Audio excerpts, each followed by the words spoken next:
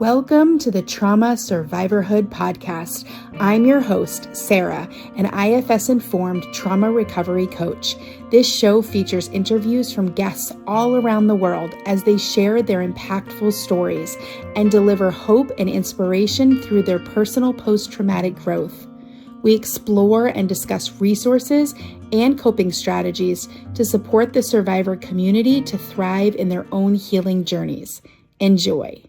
Welcome back to the Trauma Survivorhood podcast. I'm your host, Sarah. I have with us today Colette Ramazani. She goes by the name Coco. Oh, yes. Coco is an inspirational speaker and an author. She was born in the Dominican Republic of the Congo. At an early age, she's been fascinated by the beauty of the environment. She particularly loves flowers, trees, mountains, and bodies of water. She just loves all nature. It was because of her passion for nature that she decided to write Lily and the Gift, Planet Earth, to share her concern for our planet and ways in which we can take care of it. Coco often has speaking engagements about the rights of women, children, and their safety. She's fluent in 5 languages. She earned a Bachelor's of Science of Business Studies and Master's in Business Admin from SNU in the United States, where she's lived for several years. She is also the author of Tell This to My Mother by Joseph E. Mwantwali. It's a story about her life, and she was in the Congo a war rape victim. This book now has been published about her life in both English and in French. She lives in the beautiful Manchester, New Hampshire in the US of A, and she's here to tell her story. So Coco, thank you so much for being here today. So going from being in the DR of Congo, a war rape victim, we know you had a lot of religious and spiritual trauma as well. And now you're here in the US, you're writing books, you're telling your story, you're an author, you're a speaker. How did you get here? What has your journey been like? Thank you so much, Sarah, for having me again. And this is really it's a big honor to be here to tell my story because my journey has been a very difficult one, um, which I didn't anticipate life to be this way. But think I learned there is another reality in the world or in life. Um, you know, so I lost my parents when I was just a little, a toddler, because I don't remember both of my parents at all faces. I don't remember any words that a parent can say to the child. I've been trying to, to do the exercises in my brain to try to remember what my mom said, what my dad said.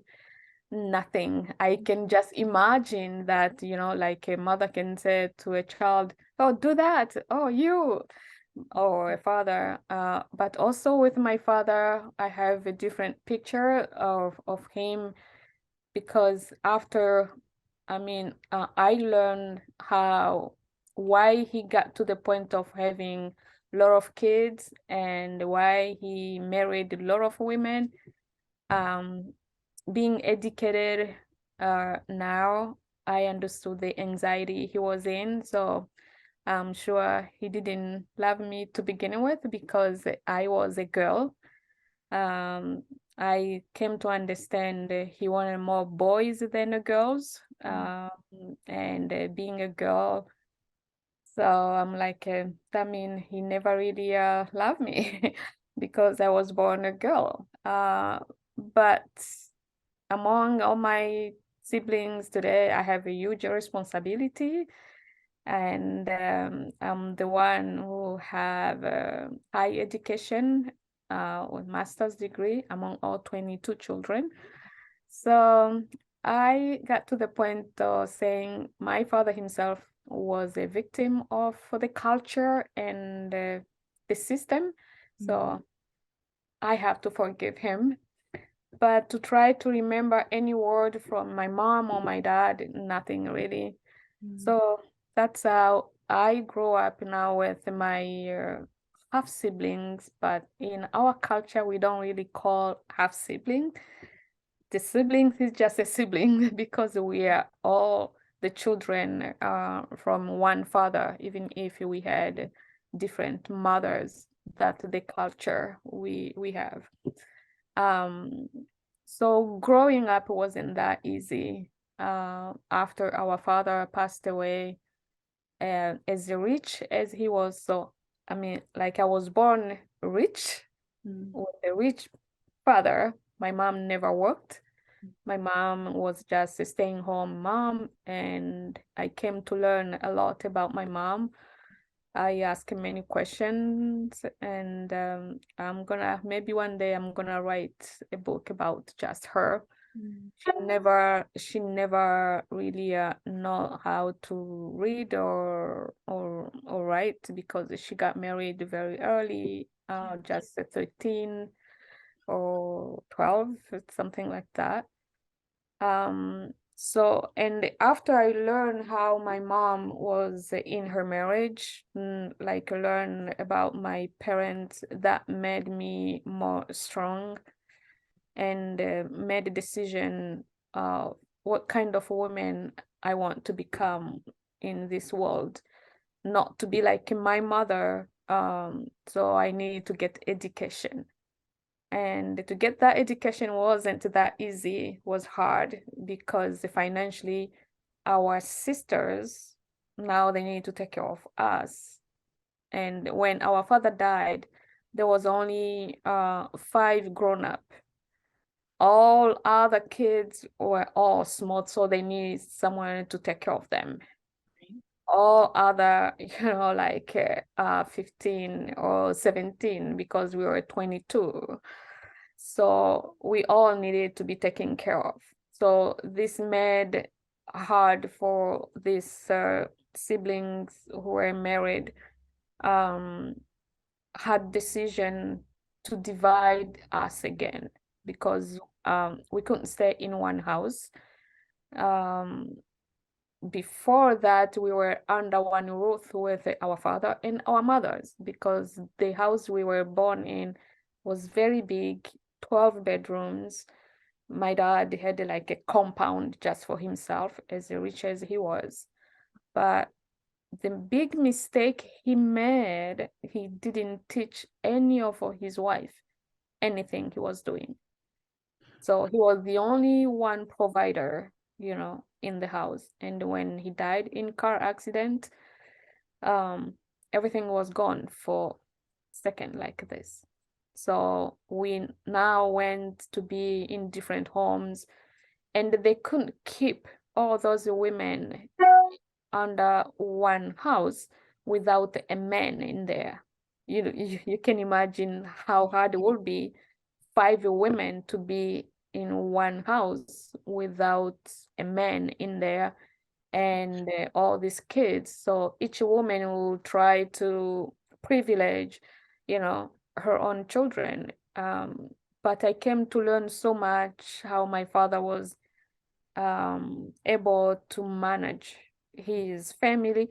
And it's not like my dad married all those women due to their religion. No, he didn't have any religion. He didn't.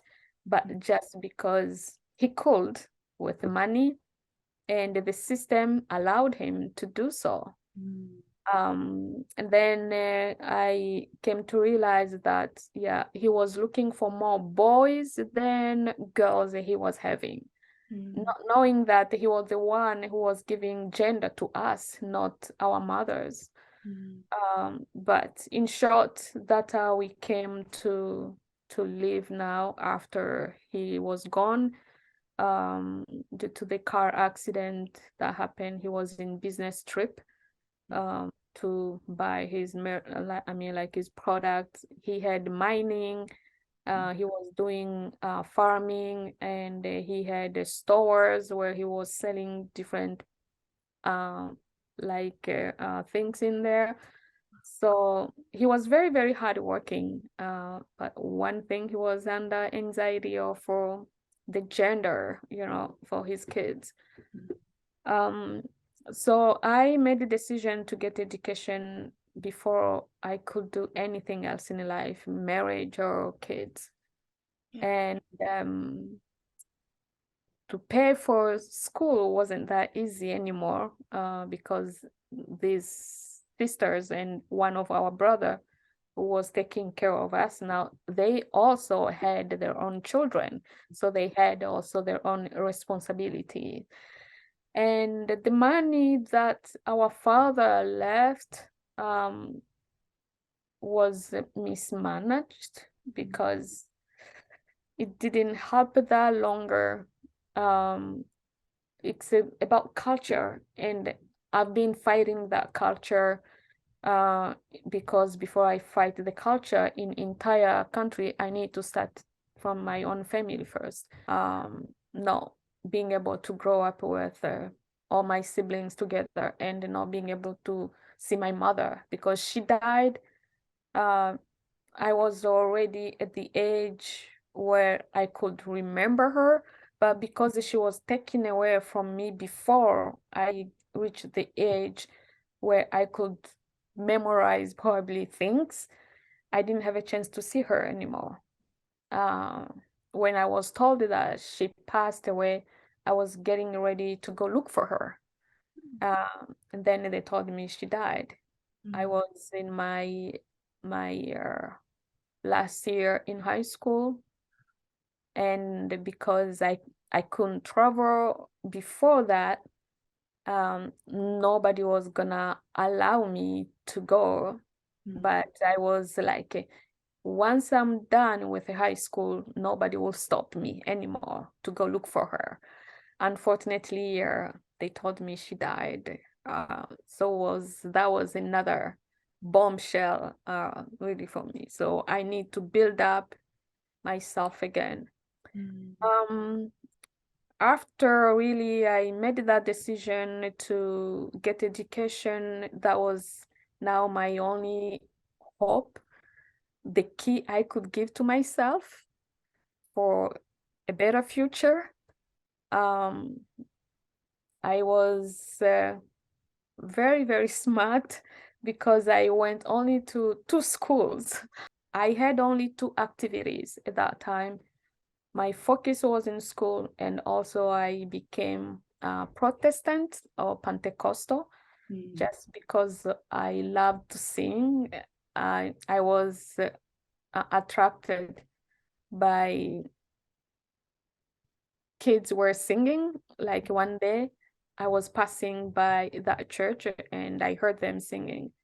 So I entered there and I decided to become a member of that church, which is a very conservative church of Sayuni in Bukavu. But that also became my big problem because that's where I experienced the first sexual abuse by the pastor who was supposed to be a protector and also who was the head of the choir, and he was the coach of my vocal, voice. Um, he was the first man I saw, like grown-up man I saw naked and I touched. And this time I was just a teenager now. I was accepted or transferred to the grown-up choir because of my voice, because I started from children choir first, and then they discovered my voice in there. So they transferred me to grown-up choir, which was called choir A or choir A in English. But this pastor, I described that in the book, and I've been talking about that on my YouTube channel, how that started, how that went, and how I confronted him.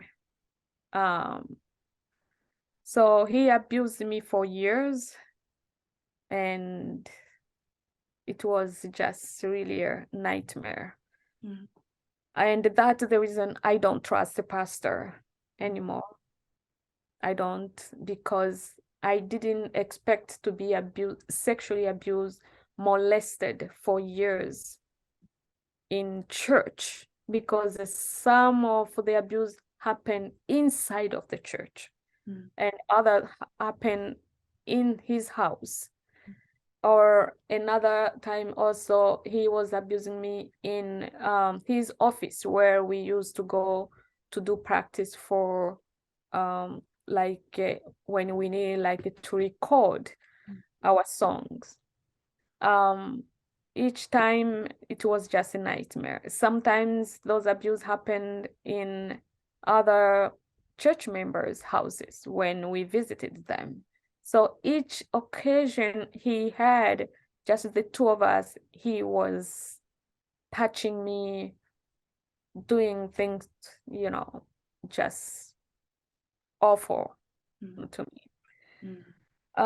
So I was able to leave the church and then continue with my education. Then when I was in college now, that 1 year, also sexual abuse there, I accepted to fail. For the first time, I failed in school because I didn't accept to sleep with a professor. And that's how women or girls are abused in school in Congo. It's hard for a woman to excel, no matter how smart you are. It's very difficult because all men sees in you, it's your body. To give you your grade, you have to sleep with them. And which I said, no, I can't. I prefer to fail than anything. I'm not stupid. And this was the first time I failed in college. So I left and I didn't continue there anymore. I changed to another college which belonged to my church. And there my sister was supporting me after just one semester. She told me she wasn't gonna continue paying for me anymore. So I stopped. Life became so hard. I was gonna get married, then I called off the wedding because the guy cheated just a few months before we said I do.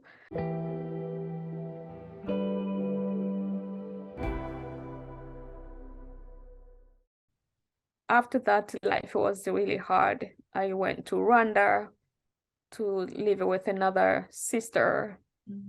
And then the war, the genocide, started in 1994. And that sister also abused me there so badly, so badly. I went back again to our home country and started trying to survive again. I had a little business I started because always I do create my own job. That is my nature. With that, I ended up finding myself working in politics. Because we had like a second war. And in that war, I was looking for a job anywhere. I couldn't find it. Only in the politics, I could find a job, like to be a secretary. And I was homeless for the first time in my own country. I was sleeping in the tent because I was living at one of my sister and her husband wasn't paying rent for 6 months. We got kicked out of the house. I needed to find a job, to pay rent and to survive. So I did that. And so I got the job in politics to be like aide or secretary in our term. I started working and then I got raped the first time by my boss there. But the first salary that I got, that I rented a place and I moved out now. Then I need to move with my sister with her children. She had like 4 children at that time. So that's how I continue to support myself now with that job. before I became so like being raped so bad in the job. Um, I was transferred to work now with the president because when they discovered my skills, um, they transferred me to work with the president, saying like the president needs somebody like me. I was speaking a lot of languages and also the computer skills and just my ability to work the way I do. So I was transferred to work with the president, who was Wamba Diawamba. Then we went to another city, and that's another awful situation really happened, being abandoned in the military camp after the attack that happened in Kisangani. I was abandoned by my boss in the military camp, and I was systematically raped by the soldiers. And that was, I just want to die. You know, I was taken to Uganda, to Kampala after that, but the damage was all done. That was 1999. In 2000, that's when I was able to travel to come to America. But after that rape, I went to the pharmacy to buy any antibiotic I could think of. Any. Ampicillin, whatever antibiotic I could think of. Because I was just thinking, I don't know what I'm carrying now. And I was afraid of being pregnant, and that few days later I got my period. The one thing was resolved because I was like, I'll never do abortion. If I found myself pregnant, I'll just go home and die, or kill myself and die with the baby instead of doing any abortion, because I wasn't gonna have a baby from the rape at all. And being a single mother in Congo, it's something that you don't even want, because there is this stigma of, you are not respected, and it's just you are called a prostitute. You will be called all kind of names. So you don't even wish that at all. So coming to America in 2000, that was the first time I said what happened to me, somebody. And I asked it to be tested. And after that, the result was what I feared the most: being infected. I collapsed when the doctor gave me the result. Other things from there, they were, they're gonna cure you and that, because it's something that I never thought of, being infected with HIV virus, as I lived in abstinence due to the rule of my church. You have to have a sex only after marriage. You can't have a sex before marriage. As I was molested with that pastor like that, so that was a trauma already there, and then being raped, and then the bad news of my health, I just want to die. Mm. Yeah. It has been a fight Mm. to survive every day. I couldn't talk. I just want to die all the time, which is, you ask yourself why a woman cannot be safe anywhere. You go to work, you are abused just because you are a woman. Mm. You know, how can we provide for ourselves then if we can't be safe at work? So since then, the medicine I take every day, it's like a little pharmacy. Mm. And I don't really wish this to anybody, that I decided to start speaking up. Mm. Um,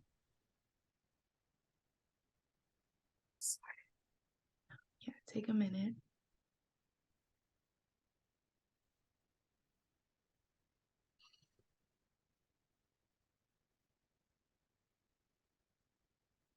it's so hard Mm.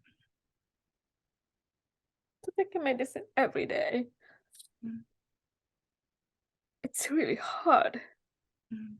Go to the doctor often. I took pills several times. Just wanna die. I couldn't believe this is the life I have now. Mm.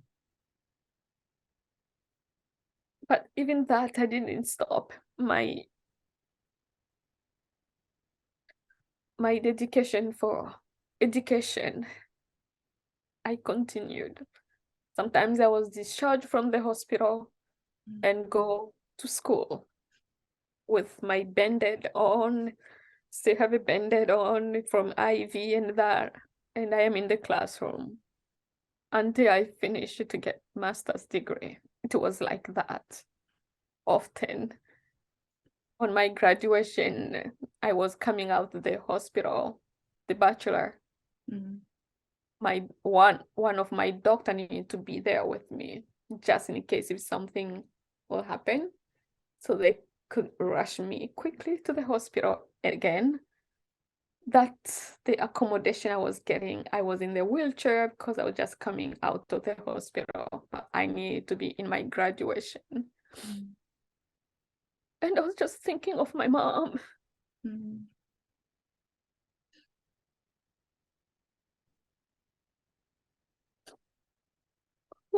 It's like she never know how to read or to write her name. And I was like, why she gave birth to me? Why? I wish I wasn't born at all.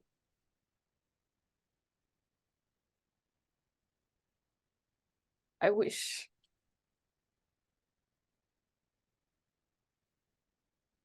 Um, it's painful. The disease that you never thought you'll fight. But that's what now you are fighting with because you went to work. Mm. Just because you went to work to try to provide for yourself. Mm. It's not like you look for it. Mm. You avoided it. Living in abstinence.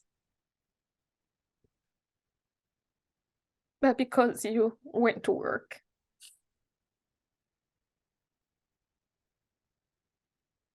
You got infected.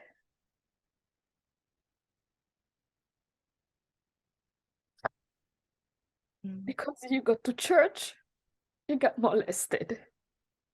You wonder, where am I gonna be safe? Mm. Where? I can be safe home. I can be safe at church. I can't be safe at work, in school. Is it a curse to be a woman? Mm. That's what I go through often. Mm. But I just want every woman to know it's not our fault. Mm. We are human beings just like a man.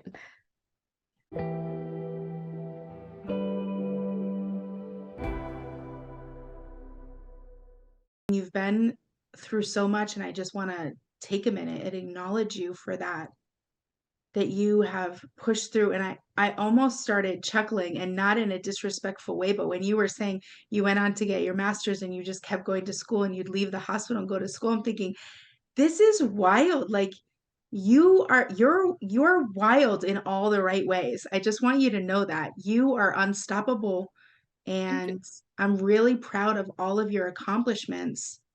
Thank you. And I just want to take a minute and make sure, are you okay to continue? I know this is really difficult for you. Yes, Oh, I'm okay to continue. It's yeah, hard.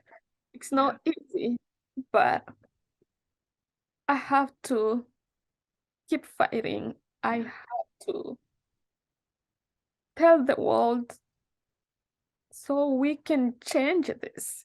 My presence as a woman doesn't have to be taken as I am a sex object to any man present near me. It doesn't have to be that way, you know. I Yeah. was grateful when I went to SNU, to Southern New Hampshire University here. No professor ever, ever talked to me about sexual thing. None. That's how it should be. Mm. From the beginning, I was afraid of asking a question to the professor Oh, yeah, yeah. because I was like, no, he's gonna tell me to meet him to the hotel because that's how things happened in Right, Congo. right. Each time I was trying to ask my grade, to get my grade, Mm, the professor, if you wanted to get your grade, meet me at the Hotel Chikoma. That mm, is one of the hotel in Bukavu. No, mm, I'm not gonna meet you there. Just give me my paper and I can see my grade. mm, No. mm. When you started working in politics, and then they recognized your skills. You could speak 5 languages. You had great computer skills. You had a good work ethic. So they sent you to work for the president. Yeah. But still, even there, they sent you there as a promotion because of your skills. And the president was still abusing you in that Yes. in that way, Yeah. even after they recognized your skills. So I'm just, it's mind-boggling to me, and we need to hear these stories, and we need to know how we can help, and what we can do. And I think you're using your voice very powerfully. And I'm thinking about this book. So your whole book, with Joseph Montwali, Tell This to My Mother. So he tells your life story. How did that book come about? Did he contact you? He was one of the doctors that you were working with. How did that come to be? How did it feel to put your story like this out? I mean, people can buy your life story on Amazon right now. Like, how does that feel for you? When I arrived, Dr. Joseph, they knew each other with my sister. When I arrived, I was supposed to go to Washington, D.C., and I didn't go to that conference. I called my sister to come pick me up at the airport because when I came, I couldn't talk clearly or openly to my sister because I knew my conversation was all like on, like controlled by the intelligence. Mm, Um, because I did also the training, for the intelligence things and that. right. Um, Sometimes I do say being smart is a curse to me. Mm, Um, my beauty it's a curse probably. And the other time I say it's not my fault, really, to be born this way, you know. So Dr. Montwali, came to visit, and he heard that I was working with Wamba Diawamba, the president of that time, and he wanted to talk to me, and that I'm like, I can never talk to a man, really. I can never. 'Cause I was so angry. I was so broken. I was just so in pain. And now to see this man is coming to ask me to Mm, talk to me, and you are a Congolese, really? You want me kill you, probably? Because I was so angry, Sarah, very angry. And then he left, um, and he didn't give up.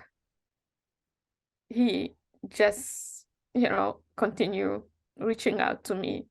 And that was now after years, really years. mm, I was very sick.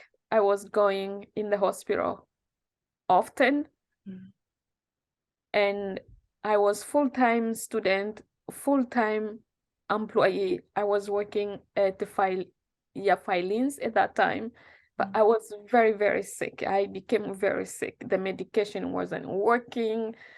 My body was rejecting many medication, and I was also overdosing myself because I want to die. I took a lot of pills several times. I want to die, and I need to be rushed to the hospital, and they have to drain all the medication out of my body. If I was in Congo, I would be dead by now. But the team that I have here is just incredible. So that's when I said, I'm not gonna die like an educated woman. I was in the hospital after taking a lot of pills. I told my sister to bring me my computer, and I start writing things down. And then I told Dr. Joseph, okay, you wanted to write a story. Now you can write it. So I was giving him material, and then he need to deal with it, because I said, I'm gonna die, but somebody can continue the work. I'm gonna give him all the information, because I was very weak. There's no way I could really deal with all these things, like the publisher and that. I was very weak, and that's how we became now to start working together. He came because he was living in New York, in Syracuse. He came to visit me at one point. We had a session. I couldn't even finish. I was back in the hospital. So each time I worked on that book, I was back in the hospital. I want to die. I was back in psychiatric center because I just want to die. Each time I work on the chapter, I was back in the hospital. At one point, my doctors were like, don't write anymore. I'm like, no, I have to finish. Because if I die, I want the world to know what happened to me. I don't want to die like an educated woman. And also, what happened to me happened to others, and it will continue to happen if we don't say anything. So I'm not gonna die with this secret, because this will be to give power to those who did those things to me. But they are powerful men, but I'm gonna have to expose them and to try to fight for others, not only for me, but for others. So that's how I decided now to work with Dr. Mwantwali. I came to understand he was a completely different man than those who raped me and who molested me. Even if he's a man, he's a Congolese man, but he is caring, loving, and respectful.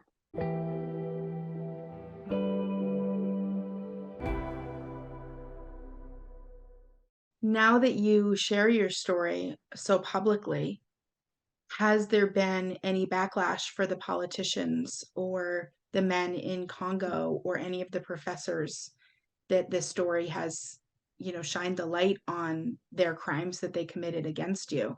Has there been anything there? The president died. Mm, He died. But the pastor was removed mm, from his power in mm, church. And because when I confronted him, I even sent a letter to him, mm, not only a book itself, but I even sent a letter to him telling him, if you still doing those things to others, mm, the one you did to me, you have to stop. mm. This is not how the Bible said as a pastor you have to do to children. Yeah. You confuse my faith. Mm, Teach me not to touch a man, not to be touched, not to have a sex before marriage, and you are the one, the first man. You made my hands touch a man. mm, You made my you made me had oral sex with the same pastor was teaching me that, Sarah, in his house, at mm, church mm, facility, in his office, in the bookstore, at church. I'm a kid here, a teenager. He had a kids like me, you know, mm, and he was laughing about it. mm, That's how painful it was to me. After he knew I was orphaned, mm, he knew nobody would protect me. My family even confronted him one day. He was bringing me back at night home. They were waiting for him. mm, That's how bad it got. I was a kid. I wasn't supposed to know a man at that age, mm, like to see a grown-up man naked. I wasn't supposed. Like sometimes I go through the treatment of just throwing up mm, because I still have that backlash of smell of his mm, sperm. mm, I have to take a Zofran. I have to be in the hospital. They have to treat me for a week or weeks until my stomach gets settled down again because that smell is just coming into me. mm, The smell of his sperm, the way he was ejaculating in my mouth. mm, That's how bad it gets. Why do that to somebody else's child? I have a father, I mm, have a mother, I mm, am somebody else's child. So that's how I confronted him and I told the church. So they removed him. I was like, I'm gonna fight back. yeah. And my sister, he's the one who took that letter to him, Mm, and he was in his office, and she told him, I know everything you did to my sister, and I'm gonna deal with you myself. wow. Unfortunately, my sister died before she took him to court. Mm, But for him to be removed from his power yeah. was a big, big, big victory. Yeah. And then because of that, he didn't survive. He didn't live longer. He Wow. died very quickly. Wow. Yeah. So when I made the first video, his son tried to reach out to me. People from church, Mm, some of our people, reach out to me, like to try to attack me. And I was like, they hired a journalist. I think if you go on my YouTube, you're gonna see that video. I think I did like 2 or 3 videos about that journalist. I put his picture there. I went on Facebook. I found his picture. I took it and I published it. And I said, if you try one more time, one more time attacking me again, you're gonna go to prison on his behalf. Because right now, I am a dangerous. I'm not that kind of Christian who's gonna forgive. No, I passed that. I will take you to the justice that you're gonna have to be paid for. Who are you? Who do you think you are to tell me to take my video down? This is my story. Oh, he's dead already. Forgive him. I'm like, go forgive your father. But I'm not forgiving him. And this is my story. Yeah. He wrote it with me because he did those things to me. I own this story now, and I can tell it any way I want.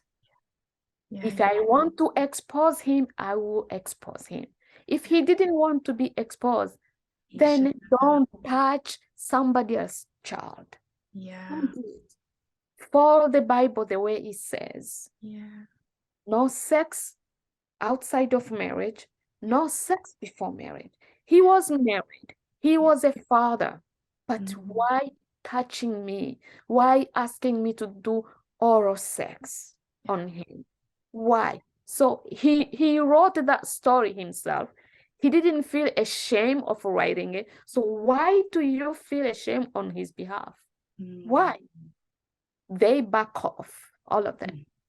So that's how I fought those things there and made a big change in church and in entire city, because Bukavu, it's small like this. And I was well known in Bukavu because of my voice of singing solo. And that pastor was well known also in entire city because of involvement in church, that he had power in church. So when I made that video, it was a bombshell in the city. Wow. Yeah. But they all back off, and they all now, please speak for us, speak for us. I got a lot of messages. Speak for us. Yeah. Speak for us. Yeah. He did that to me also. He did that to me also. He did that. He did that. So I wasn't the only victim.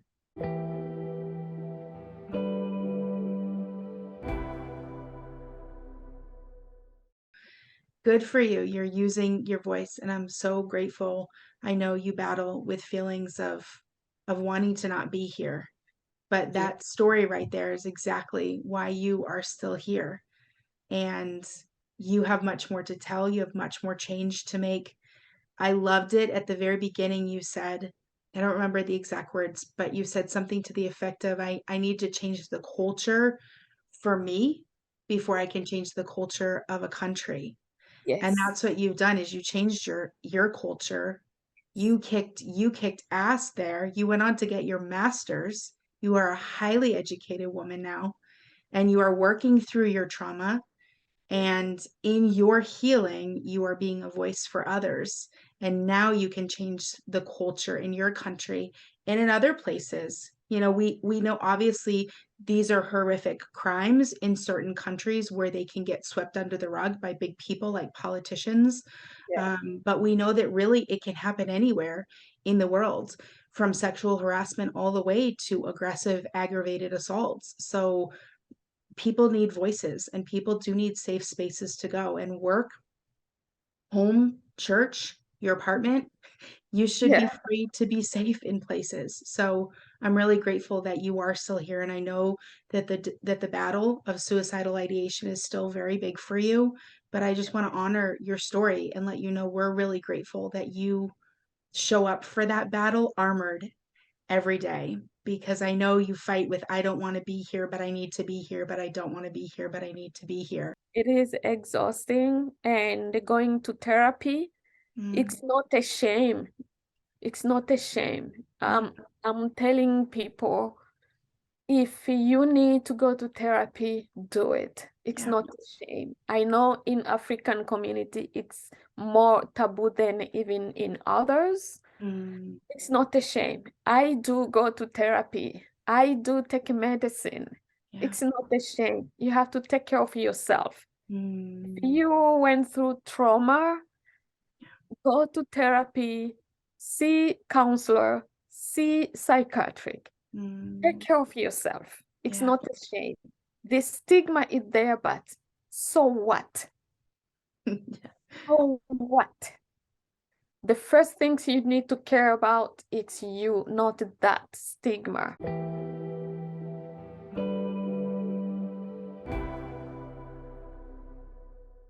You've been here now in the States for a couple of decades, Yes. and the thing that you loved and cherished from your home was, of course, the nature side of Oh, things. yeah. And you talk so greatly. I love your website because it's just so sweet about the nature and the beauty of Congo, Yes. which is what you believe is the creation of God versus the human being's creation of this culture, which in Congo Yeah. is rather nasty Mhm. and controlling and manipulative and really derogatory to women and really abusive. But there you are in this land where the cultures that humans have created is awful, but the beauty and the nature that God has created was just overwhelmingly beautiful. And I know you love the mountains and greenery and bodies of water, Yeah. so much so that you have written this book, Lily and the Gift, Mhm. Planet Earth. And this is really to address your concerns about what violence and what humans are doing to the earth, but also it was written to really honor your passion for nature. And I know nature is so healing for you. You talk about that on your YouTube. And I Yes. know obviously therapy has been huge for you, but getting into nature and remembering the beauty of your country has been really therapeutic and healing for you. So tell us a little bit about your book. Share with us a little bit there. And I just want to give you a platform to share this beautiful story that you've written. Thank you. Thank you so much. Yeah, nature, remember, um, from the time they told me my mom wasn't there, um, I remember spending a lot of time in nature. And until today, I do spend a lot of time, like at my apartment here. I mean, I chose this place because there is a big trees up here. So Yeah. usually I mean, usually I do sit on my balcony and just looking at the trees and that. Um, because there is like this fresh air in Mm, the nature mm, that you can breathe mm, and you know get like a peace of mind. And that's how I used to treat myself. I think I suffered from depression since I was a kid, mm, but I wasn't just I mean like diagnosed. I mean like from there because mental health in Congo or in Africa in general, it's a taboo topic to talk about. yeah. But from the time they told me, because I mean, when I knew my mom wasn't there or my dad, I asked a question because the person I thought was my mom, Mm, she broke the news to me to tell me, I'm not your mom, I'm your sister. At 6 years old, that's when she told me.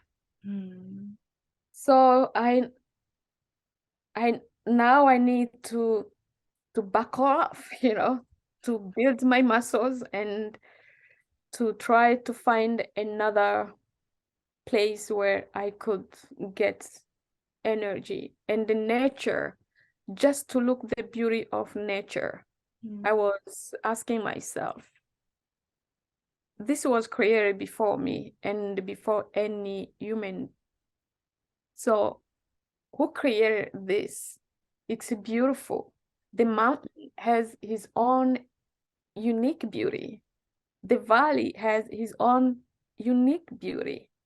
And the trees that can be found in the mountain and the valley, they are completely different, but they have a different beauty. So if he could done all this, how he cannot take care of me? And that was my strength every day to survive everything I was going through. It was just powerful and beautiful. And I started creating like my little garden, to create my little garden. So that was kind of for therapy, but nobody knew. Yeah, but it was a therapy for me. Just like a singing, it was a therapy for me. Because when I was singing, I felt like I don't feel that pain I was going through home. I was just in different place. The same thing when I am in the forest or going for a walk or just observing the beauty of mountains and trees or river, I forget about the pain. And the trees, so if we don't have these trees, how are we gonna breathe? How are we gonna forget about the pain? How are we gonna heal ourselves emotionally, mentally? We can't. So we have to preserve it because really that it's my medicine. The nature, it's my medicine. Yeah, it's my medicine. I love that. Do you want to show us your book? Do you have it right there with you? Yeah. So this is a children's book, but really it's for anyone who wants to learn For more about. everyone, I wrote it in the style that it can be written by anyone. Yeah. Beautiful. That's beautiful. Coco Ramazani, thank you so much for joining us today. This has been a difficult but really beautiful conversation. And I just admire your tenacity to keep pushing forward to build something different than what your life would have been if you had stayed with the Congolese culture and you broke out of that molds and you built something beautiful for yourself. And we're so grateful that you're telling your story. So tell people where they can learn more about you, where they can watch these videos that you're talking about on your YouTube. And I'm going to have all this linked up in the show notes below for you. Yeah, thank you again, Sarah. Thank you. I really appreciate for you to give me a spot to talk to you. Yeah. I'm very, very grateful. So they can find me on YouTube, Coco Ramazani, or Facebook, Coco Ramazani, and also on Instagram, on Twitter. And the book can be found also in any store where they sell book, Amazon also, and Barnes and Noble, Target, Walmart, and other places they do buy it and they sell it themselves also. And on my website, Colette, worldgroup.com. Thank you so much for joining us today. We really appreciate this. And yeah, we'll see you later. Have a great rest of your day. Thank you, Sarah. Thank you. Bye-bye. Bye. Thank you for listening or watching this episode of Trauma Survivorhood. For more info, show notes, and links, check out the episode guide below. Until next time, be well, survivors.